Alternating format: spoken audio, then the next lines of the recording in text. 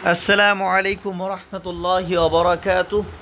أنا أرحب بكم جميعا ترحيبا حارا بهذه القناة المفيدة، وأنا أتمنىكم جميعا بخير بمشيئة الله تبارك وتعالى. وقبل كل شيء، إذا أنتم جدد بهذه القناة بالإمكان أن تشتركوا في هذه القناة للنوتيفيكيشن للفيديوهات الجديدة. তো আজকে আমরা আল্লাহ হামিসি সিরা আলী তাহা হুসাইনের উপর কোশ্চেন আনসার করব। তার আগে আমি কিছু কথা আমার পিডিএফের ব্যাপারে, যে আপনারা জানেন যে আমি ইতিমধ্যেই অনেকেই জানেন যে ইতিমধ্যে আমি দুটো পিডিএফ তৈরি করেছি। সেই পিডিএফের ব্যাপারে একটু আমরা আলোচনা করব। এই পিডিএফটা কিভাবে পাবেন, সেই যেভাবে পাবেন আমি একটা আমার নাম্বার দিয়ে দিয়েছি, সেই নাম্বারে কন্ট্যাক্ট করার মাধ্যমে এই পিডিএফটা আপনারা পাবেন। তো এই নাম্বারে যোগাযোগ করতে পারেন 62 96 68 28 95। এই নাম্বারে যোগাযোগ করলে আমি বলে দেবো কীভাবে পিডিএফটা পাবেন। আরও একবার বলেছি নাম্বারটা 62 96 68 28 95। এটা হচ্ছে পার্ট এ, যেখানে প্রোজ এবং পোয়েট্রির ওপর কোশ্চেন আনসার করা হয়েছে। এখানে মহতাওয়ায়াত অর্থাৎ মহতাওয়ায়াত কন্টেন্টস আল মুকাদ্দিমার ওপরে, আল হামিসি সিরায়ের ওপরে এখানে তো কোশ্চেন রয়েছে। এক্সট্রা আমি দুটো আরও পিডিএফ নিজে থেকে করেছি, মানে এক আল হামিসি সিরা এই তহসেনের ওপরে এখানে কিছু কোশ্চেন রয়েছে, তার সঙ্গে আরও কিছু এক্সট্রা কোশ্চেন অ্যাড করেছি। ঠিক আছে, এইভাবে এটা পুরো হচ্ছে স্যাম্পল। এটা হচ্ছে পার্ট 1, যেখানে প্রোজ পোয়েট্রি এগুলো রয়েছে। এবং পার্ট 2 এটা হচ্ছে পার্ট 2, যেখানে আরবি গ্রামার, আরবি সাহিত্যের ইতিহাস, রেটোরিক, ইলমুল বালাগা, প্রোসোডি মানে ইলমুল আরুজের ওপর কোশ্চেন আনসার করা হয়েছে। ঠিক আছে, এটা হচ্ছে গ্রামার, আরবিতে গ্রামার এগুলো করেছি।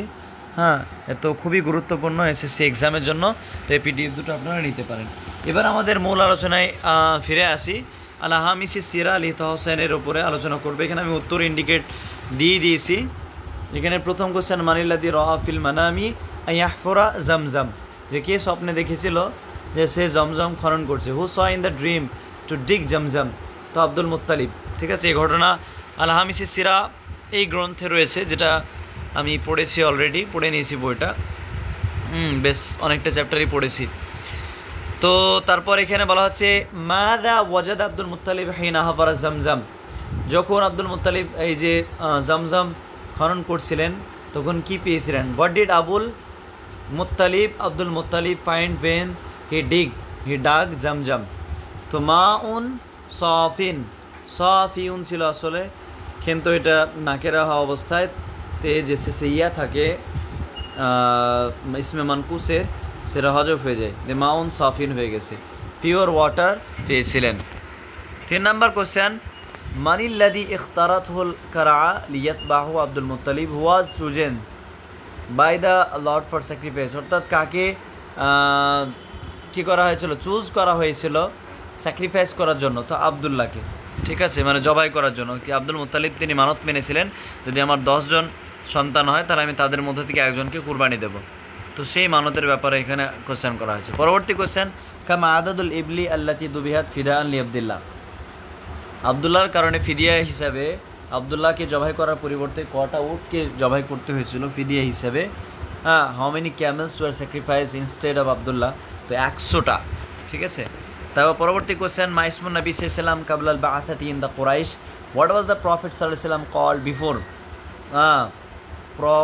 প্রফেটেড, অর্থাৎ এই যে বাসা, তিনি নবুয়ত লাভের আগে তিনাকে কি নামে তিনি পরিচিত ছিলেন বা ডাকা হতো, আল আমিন বলে। যেমন হাজরা আল আসওয়াদ, সে পাথরটা নিয়ে যে ঝামেলা তৈরি হয়েছিল, সেটাকে কিভাবে রাখতে হবে বা কে বা কারা রাখবে, তার সমাধান হজরত মুহাম্মদ সাল্লাল্লাহু আলাইহি ওয়াসাল্লাম করে দিয়েছিলেন, যে ঘটনা আমাদের জানা আছে। হ্যাঁ, তো লোকেরা আল আমিন বলেছিল, কারণ রাসূল সাল্লাল্লাহু আলাইহি ওয়াসাল্লাম তিনি সর্বপ্রথম সে জায়গাতে উপস্থিত হয়েছিলেন। পরবর্তী কোশ্চেনে চলে যাব কাইফা হাল্লা নবী সাল্লাল্লাহু আলাইহি ওয়াসাল্লাম মুশকিলাত বাদিল হাজর আল আসওয়াদ, হাউ ডিড দ্য প্রফেট সাল্লাল্লাহু আলাইহি ওয়াসাল্লাম solve the problem of the Black Stone, হাজর আসওয়াদের যে ওই ঝামেলাটা কীভাবে তিনি নিষ্পত্তি করেছিলেন। তো সঠিক উত্তর হচ্ছে বি, আই জাআলা কুল্লা কাবিলাতিন তাহমিলু জুজআম মিনাত তাওবি, অর্থাৎ প্রত্যেকটা কাবিলার 4টে কাবিলার প্রধান লোকেদেরকে কাপড়ের অংশ ধরতে বলা হয়। এভাবে তিনি ঝগড়ার নিষ্পত্তি ঘটিয়েছিলেন। মা'মান হাজার নবী সাল্লাল্লাহু ইলাল মদিনাতি, with whom did the prophet Muhammad সাল্লাল্লাহু migrate to মদিনা? মদিনা কার সঙ্গে হিজরত করেছিলেন আমরা জানি, হযরত আবু বকর রাদিয়াল্লাহু আনহু। তারপর মাদা ক্বালা নবী সাল্লাল্লাহু লি আবি বকর ফিল গার, অর্থাৎ হোয়াট ডিড দ্য প্রফেট সাল্লাল্লাহু say to Abu Bakr in the cave, গারে সাওর গুহাতে কি বলেছিলেন? তো মা যান্নাকা বা বিইথনাইন আল্লাহু থালিথুহুমা, what do you think of two, অর্থাৎ তুমি দুজনের ব্যাপারে কেন ভাবছো বা কী ভাবছো? When Allah is the third one, their third, সেখানে আল্লাহ উপস্থিত আছেন, এমনটা তিনি রাসূলুল্লাহ বলেছিলেন। পরবর্তী কোশ্চেনে চলে যাব, কাম খান আদাদুল মুসলিমিনা ফি গাজওয়াতি বদর, অর্থাৎ বদর যুদ্ধে মুসলিমদের সংখ্যা কতজন ছিল? 313 জন, যেটা আমাদের জানা আছে। পরবর্তী কোশ্চেনে চলে যাব, মানিল্লাদি উস্তুশহিদা ফি গাজওয়াতি উহুদ মিন আমামিন নবী সাল্লাল্লাহু নবী সাল্লামের চাচার মধ্যে থেকে, who was martyred in the battle of Uhud among the Prophet's uncles? তো হামজা রাদিয়াল্লাহু আনহু, অপশন বি সঠিক উত্তর। পরবর্তী কোশ্চেন আমরা চলে যাব, কাম খান আদাদুল আসলাম ফিল কাবাতি কাবল আল ফতহি, how many idols were in the Kaaba before the conquest? ফতে মক্কা বিজয়ের আগে কাবা ঘরে কয়টা মূর্তি ছিল? 360টা মূর্তি ছিল। পরবর্তী কোশ্চেনে চলে যাব, মাদা ক্বালা নবী সাল্লাল্লাহু আলাইহি ওয়াসাল্লাম লি কুরাইশ ইয়াউমাল ফাতহি, হোয়াট ডিড দ্য প্রফেট সাল্লাল্লাহু say to Quraysh on the day of conquest? ফতে মক্কার দিনে কুরাইশদেরকে উদ্দেশ্যে রাসূলুল্লাহ সাল্লাল্লাহু আলাইহি ওয়াসাল্লাম কী বলেছিলেন? ইযহাবু ফাআনতুমুত তুলাকা, গো ইউ আর ফ্রি, তোমরা যাও, তোমরা আজকে ফ্রি, তোমরা আজাদ। হ্যাঁ, তারপর মাদা আওসান নবী সাল্লাল্লাহু আলাইহি ওয়াসাল্লাম ফি খুতবাতিল বাদাই, হোয়াট ডিড দ্য প্রফেট সাল্লাল্লাহু আলাইহি ওয়াসাল্লাম রিকমেন্ড ইন দ্য ফেয়ারওয়েল সেরেমন? অর্থাৎ যে বিদায়ী ভাষণ রাসূলুল্লাহ সাল্লাল্লাহু আলাইহি ওয়াসাল্লাম তিনি কি রিকমেন্ড করেছিলেন? তো হুসনু মুআমালাতিন নিসা, good treatment of women, option B হচ্ছে সঠিক উত্তর। আর খুতবাতুল বাদা যেটা ছিল, অর্থাৎ রাসূলুল্লাহ সাল্লামের যে হজ্জাতুল বাদা, শেষ বিদায়ী হজে যে ভাষণ দিয়েছিলেন, সেই ভাষণের যে ট্রান্সলেশন আমার ইউটিউব চ্যানেলে রয়েছে, সেগুলো দেখে নিতে পারেন। সেটা এই টপিকের সঙ্গে মানে সম্পৃক্ত, সেই টপিকটা, সেই যে খুতবার মধ্যে কী কী ছিল সেটা একবার দেখে নিলে সেখান থেকে কোশ্চেন করলে আপনারা অনার্সে পারবেন।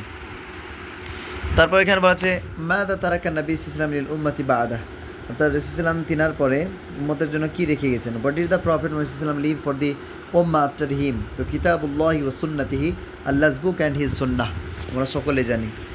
একটা হাদিসও রয়েছে যে এরকমভাবে লান তাদিল্লু, এরকমভাবে তোমরা কখনো গোমরাহ হবে না, ইদা আখাযতুম কিতাবাইন, এরকম একটা হাদিস রয়েছে যে তোমরা দুটো গ্রন্থ আঁকড়ে ধরো, এরকম। 15 নম্বর কোশ্চেন, মাতা তুফিয়া নবী সাল্লাল্লাহু আলাইহি ওয়াসাল্লাম, when did the prophet সাল্লাল্লাহু পাস অ্যাওয়ে? কোন দিনে? ইয়াউমুল ইসনাইন, অর্থাৎ মানডে, সোমবারের দিনে। আইনা দুফিন নবী সাল্লাল্লাহু আলাইহি ওয়াসাল্লাম, where was the prophet buried, কোথায় দাফন কাফন কমপ্লিট করা হয়েছিল? তো অপশন সি, ফি হুজরাতে আয়েশা রাদিয়াল্লাহু আনহা, হযরত আয়েশা রাদিয়াল্লাহু আনহার ঘরে। এবার আমরা কিছু যে গুরুত্বপূর্ণ যুদ্ধ যেগুলো সংগঠিত হয়েছে কত সালে, কত হিজরিতে, সেগুলো আমরা একটু জেনে নেব। গাজওয়াতে বাদর আল কুবরা, যে বদর যুদ্ধ হয়েছিল, একটা বড় যুদ্ধ, সেটা কত? 2 হিজরিতে আমরা জানি, রমজান মাসে হয়েছিল, তাই না? 17ই রমাদান। এবং এটার যে সাল হিসেবে যদি আমরা দেখি, তাহলে 624 খ্রিস্টাব্দে বদর যুদ্ধ হয়, এবং এটা মদিনার কাছাকাছি একটা জায়গা বদরে, সেখানে হয়, আর এখানে মুসলিমরা বিজয়ী হয়েছিলেন। তারপর গাজওয়াত উহুদ 3 হিজরিতে হয়েছিল, পরের বছরে 625 খ্রিস্টাব্দে, জাবাল উহুদ, যেটা মদিনার উত্তরে পড়ছে। এই যুদ্ধে হামজা রাদিয়াল্লাহু আনহু তিনি শহীদ হয়েছিলেন। পরবর্তী যুদ্ধ হচ্ছে গাজওয়াতুল খান্দাক, যেই যুদ্ধের অপর নাম আছে গাজওয়াতুল আহজাব। 5 হিজরিতে এটা হয়েছিল, 627 খ্রিস্টাব্দে আল মদিনাতুল মুনাওয়ারাতে। পরবর্তী কোশ্চেন, পরবর্তী যে যুদ্ধ, মানে এটা যুদ্ধ তো না, মানে একটা সুলহ হয়েছিল, সুলহ আল হুদাইবিয়াতি, এটা 6 হিজরিতে হয়েছিল, 628 খ্রিস্টাব্দে আল হুদাইবিয়া, এটা মক্কার কাছাকাছি জায়গা। তারপর গাজওয়াতে খাইবার হয়েছে 5 নম্বর, কত হিজরিতে? 7 হিজরিতে হয়েছে, 628 খ্রিস্টাব্দে, 628 খ্রিস্টাব্দে, মানে শেষের দিকে। হ্যাঁ, ওয়াহাতু খাইবার শিমালিল মদিনা, তো এটা একটা জায়গার নাম আর কি। তারপর ফাতিহ মক্কা 8 হিজরিতে হয়েছে, 630 খ্রিস্টাব্দে মক্কাতুল মুকাররমায়। এটা আল ফাতহুল আযম, এটা বড় একটা বিজয় হয়েছে বিলা কিতারিন, যুদ্ধ ছাড়াই। তারপর গাজওয়াতে হুনাইন, এটা 8 হিজরিতে হয়েছে 630 খ্রিস্টাব্দে, ওয়াদি হুনাইন যেটা মক্কা এবং তাইফের মাঝামাঝি স্থান। গাজওয়াতে তাবুক যেটা 9 হিজরিতে হয়েছে 630 খ্রিস্টাব্দে, তাবুক শিমাল এল জাজিরা, অর্থাৎ উত্তর উপদ্বীপে এটা হয়েছে। তো এই ছিল আল-হামিসি সিরা গ্রন্থের ওপরে কিছু গুরুত্বপূর্ণ কোশ্চেন। তো আজকে এই পর্যন্তই। Thank you so much for watching this video. ইনশাল্লাহ পরবর্তী ভিডিওতে অন্য একটা টপিকের উপর আলোচনা করবো ইনশাল্লাহ। আসসালামু আলাইকুম রহমতুল্লাহি ওয়া বারাকাতুহু।